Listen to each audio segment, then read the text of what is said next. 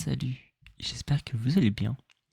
Aujourd'hui, on se retrouve pour le dernier épisode des monstres de l'Odyssée en lecture en soft spoken. Je viens de revenir de vacances, donc ça fait un petit moment que j'ai pas tourné. Même si on dirait peut-être que les vidéos ont été tournées le même jour. Les 3 premiers épisodes, c'était le cas. Et à partir de celui-là, c'est pas le cas. Voilà. Donc là, je vais essayer de tourner 5 vidéos ce soir. C'est une galère monstrueuse, je suis en retard sur mon planning. J'espère vraiment que j'arriverai à tenir pour faire les 31 vidéos. Parce que c'est une galère. Alors, on va reprendre avec la dernière histoire. Qui est donc... Voilà. La boyeuse de la mer. Sur le sable blond de la plage, les vagues reviennent inlassablement.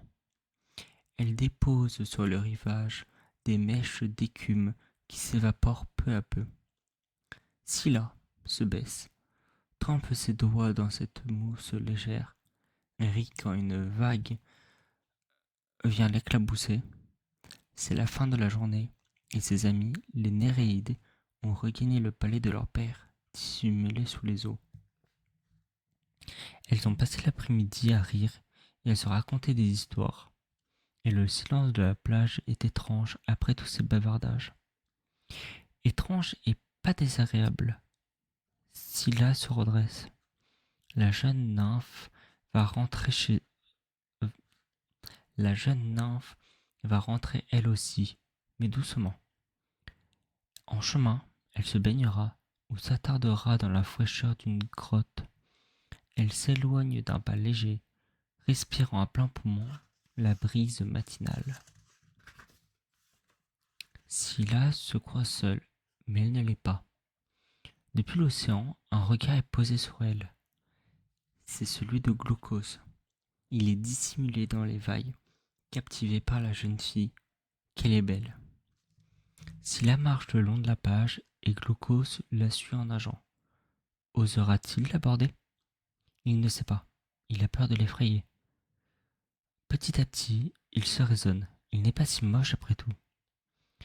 Rassemblant son courage, il s'approche du rivage et appelle. Scylla, attends. La jeune nymphe se fige.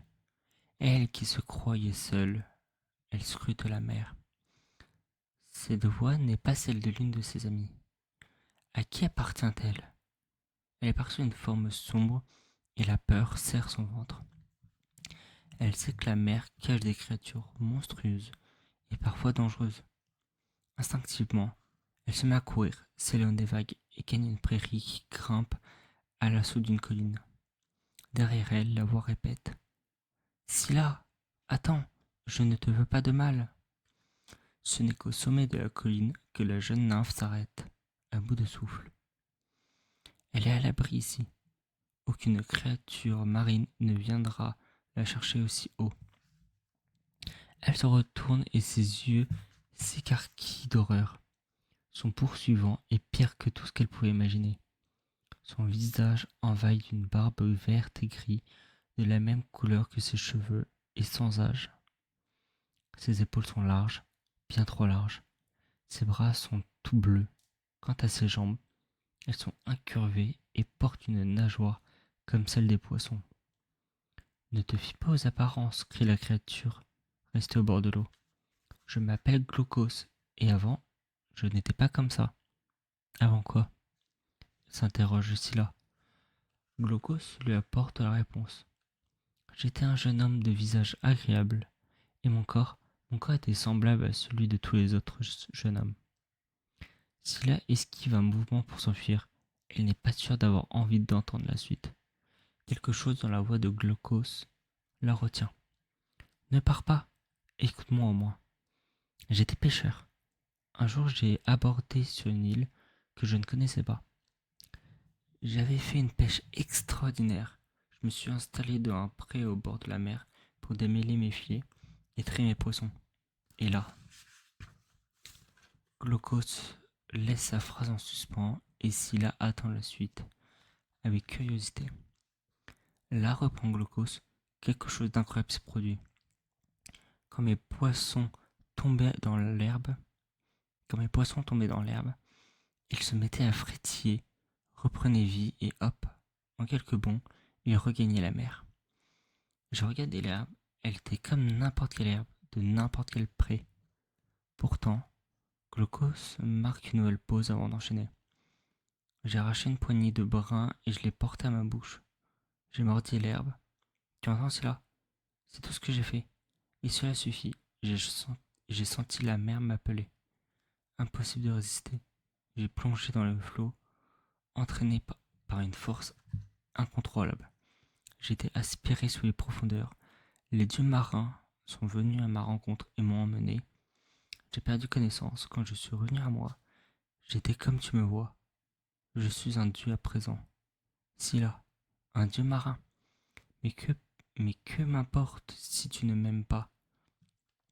Incapable d'en entendre davantage, Scylla se détourne. Glaucos la regarde s'enfuir désemparé. Il est amoureux fou de cette fille. Comment faire pour qu'elle réponde à son amour? En un éclair, il trouve l'idée qui la ramènera à lui. Quand, quand on est un dieu marin, parcourir de longues distances sur la mer est facile, et Glaucos sait où aller. Chez Circé la magicienne. Il sait aussi ce qu'il va lui demander. Un filtre qui rendra Scylla amoureuse de lui. Et c'est ce qu'il lui réclame, dès qu'ils ont échangé les saluts d'usage. Circé prend son temps avant de lui répondre. Elle a aperçu Glaucos à plusieurs reprises et le trouve plutôt à son goût. Alors le fait qu'il soit amoureux d'une autre ne lui plaît pas beaucoup. Enfin, elle se décide. Pourquoi t'attacher à cette fille qui ne t'aime pas, Glaucos? Pourquoi ne pas aller Vène, qui partagerait ton amour? Et pourquoi as-tu des doutes sur ta beauté? Si cette fille ne l'apprécie pas, d'autres l'adorent. Moi, par exemple, je te trouve très séduisant. Et si tu en as envie, Glaucos ne la laisse pas terminer. Tu ne comprends pas, Circé. C'est elle que j'aime, c'est elle que je veux. Et la seule façon de l'obtenir, c'est que tu la rendes amoureuse de moi. Bon, grogne Circé. Si c'est ce que tu veux, mais je t'aurais prévenu. Tu commets une erreur. Retourne sous la mer à présent. Furieuse, la magicienne s'enfonce dans la forêt et maugre. Ah, Glaucos m'a rejeté. Moi, la fille du soleil. Eh bien, on va voir ce qu'on va voir. D'un geste rageur, elle arrache les plantes dont elle en a besoin. Puis, puis elle rentre chez elle pour broyer sa récolte jusqu'à en faire une pâte épaisse. Elle gagne alors un promontoire rocheux qui avance dans la mer. La voilà au bout des rochers, mais elle ne s'arrête pas. Elle marche sur les flots. Elle prend pied sur le rivage où Scylla aime se promener. Elle entre dans une grotte au bas de la falaise où elle sait que la jeune nymphe viendra se reposer un jour ou l'autre. Elle émiette sur le sol la pâte qu'elle a fabriquée, puis l'arrose d'un liquide mousseux qu'elle a apporté tout en murmurant une série de formules magiques. Satisfaite, elle contemple son œuvre et disparaît. Durant les heures qui suivent, les vagues de la mer lèchent la plage, pénètrent dans la grotte, se retirent, reviennent, repartent. Quand Scylla arrive, l'eau est infectée du poison de Circé. Il fait chaud ce jour-là, et Scylla n'a qu'une envie, se baigner. Elle avance dans la mer avec délice, juste à hauteur de la grotte où Circé a répandu son poison. L'eau enserre ses chevilles, ses jambes, ses genoux. Quand elle atteint le haut de ses cuisses, Scylla aperçoit soudain des têtes de monstres autour d'elle. Elle les entend aboyer d'une voix menaçante. Elle veut fuir, mais les monstres la suivent.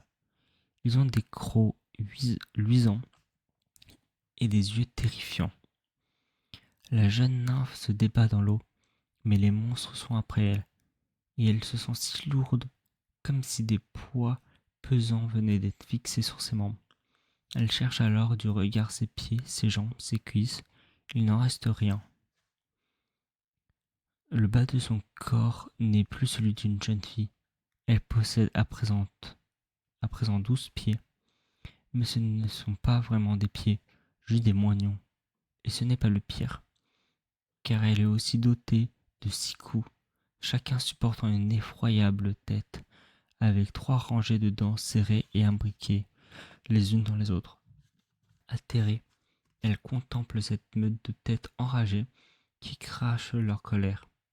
Elle découvre que les coups qui les portent sont fixés à sa taille. Alors, Scylla pousse un hurlement, un terrible hurlement, qui balaye les flots et qui parvient aux oreilles de Glaucos. Quand le dieu marin aperçoit sa bien-aimée, il hurle à son tour.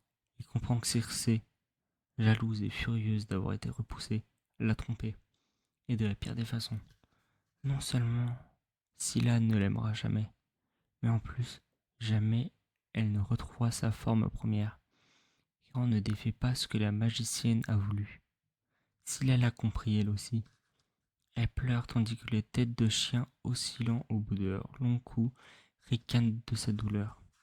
Elle se traîne vers la grotte où tant de fois elle est venue se reposer. Elle s'y enfonce, elle s'y cache. Elle ne veut être vue de personne. Elle veut mourir. Impossible et elle le sait. Elle est une nymphe.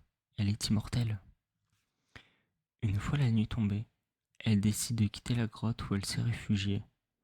La cavité lui rappelle trop les jours heureux d'autrefois. Il y en a une autre, au-dessus, creusée dans la falaise. De là au moins, elle dominera les flots et verra tout ce qui se passe. Elle apercevra aussi sa voisine, Charybde, qui vit juste en face, sous un rocher, planté dans la mer et sur lequel un figuier a poussé. Avant que l'aube blanchisse le ciel, Scylla se risque hors de son antre, escalade la falaise et se glisse dans l'obscurité de la grotte inconnue. C'est là qu'elle vivra désormais. Les jours passent, nul n'a revu Scylla. Des aboiements hargneux jaillissent du fond de la grotte creusée dans la falaise. Ceux qui connaissent les lieux conseillent aux visiteurs de l'éviter, expliquant qu'un monstre odieux s'y casse, car Scylla a 6 têtes de chien à nourrir. Depuis son observatoire, elle repère les navires qui s'approchent trop près. Lorsque l'un d'eux passe à sa portée, elle lance les longs coups en avant, et les crocs puissants happent les marins imprudents. C'est le seul moyen qu'a trouvé la jeune nymphe pour calmer sa meute. Le reste du temps, elle demeure tapie dans l'obscurité et écoute mugir la mer, ou alors elle risque un regard à l'extérieur et observe sa voisine d'en face, Charybde, et la régularité même. 3 fois par jour, elle engloutit l'eau de la mer au fond d'un gouffre sans fin et la recrache ensuite dans les airs. Malheureux aux navires qui passent alors par là. Entre Charybde et moi, les marins ont peu de chance de s'en sortir, songe souvent Scylla. Le temps s'écoule, Scylla sait qu'elle a une réputation épouvantable et ça lui est bien égal. Elle n'a pas pardonné à Glaucos d'avoir fait appel à Circé, ni pardonné à Circé d'avoir trompé Glaucos. Elle attend, elle écoute les nouvelles qui courent sur la crête, des vagues résonnent dans le cri des oiseaux. C'est ainsi qu'elle est informée de ce qui se passe ailleurs. Un matin, elle entend parler de marins grecs à qui il arrive toutes sortes d'aventures. Leur chef se nomme Ulysse. Personnellement, Scylla n'a rien contre cet Ulysse, mais elle sait quelque chose sur lui.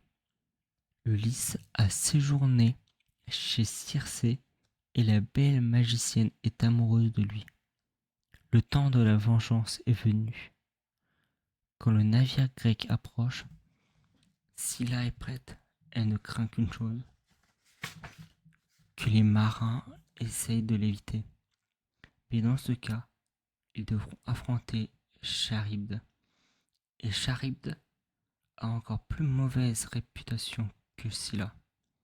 Le cœur battant, Scylla guette le bateau des Grecs. Enfin, un sourire, le premier depuis qu'elle a été changée en monstre, éclaire son visage. Le navire fait voile vers sa falaise. Elle le laisse approcher, observe les marins, identifie Ulysse, debout à l'avant en train de crier des ordres. Le bateau danse dangereusement sur les flots. Scylla attend le bon moment, puis elle ordonne aux têtes de chiens: allez, mordez, attrapez tout ce que vous pouvez. Les bêtes ne se le font pas dire deux fois. Les gueules baveuses s'ouvrent, les crocs se referment sur un marin, un autre encore. Scylla compte. Ce sont 6 marins que les gueules des chiens ramènent dans sa grotte, un par tête. Mais Ulysse n'en fait pas partie. Scylla grogne, puis se raisonne. Elle a réussi à enlever une bonne partie de son équipage à Ulysse. Ce n'est pas avec le peu de marins restants qu'il pourra survivre aux dangers qui le menacent. Le bateau des Grecs poursuit sa route. Scylla le regarde s'éloigner. Elle espère qu'Ulysse ou un autre marin aimé de Circé reviendra à sa portée. Elle a le temps après tout. Elle a l'éternité devant elle. Et Ulysse finira par perdre tous ses marins et même son bateau. Il connaîtra encore d'autres aventures avant de pouvoir rentrer chez lui, à Ithaque, des années plus tard, pour livrer son dernier combat. Et voilà, nous avons fini ce livre Les monstres de l'Odyssée, écrit par Hélène Montardre. C'est un bon bouquin, je trouve. Je ne sais pas ce que vous en avez pensé durant cette série de 4 vidéos qui retrace les différents chapitres. Merci de l'avoir écouté, j'espère que ça vous a plu et que j'ai réussi à correctement lire sans que ce soit désagréable. Avec la dyslexie, c'est pas hyper facile de lire, d'articuler et de bien faire, on va dire. Bref, j'espère que cette vidéo vous a plu. Moi, je vous dis à tous et à tous, à très bientôt. À demain, plutôt. Pour une prochaine vidéo. À très vite. Et surtout, n'oubliez pas, gardez le sourire. À très bientôt tout le monde.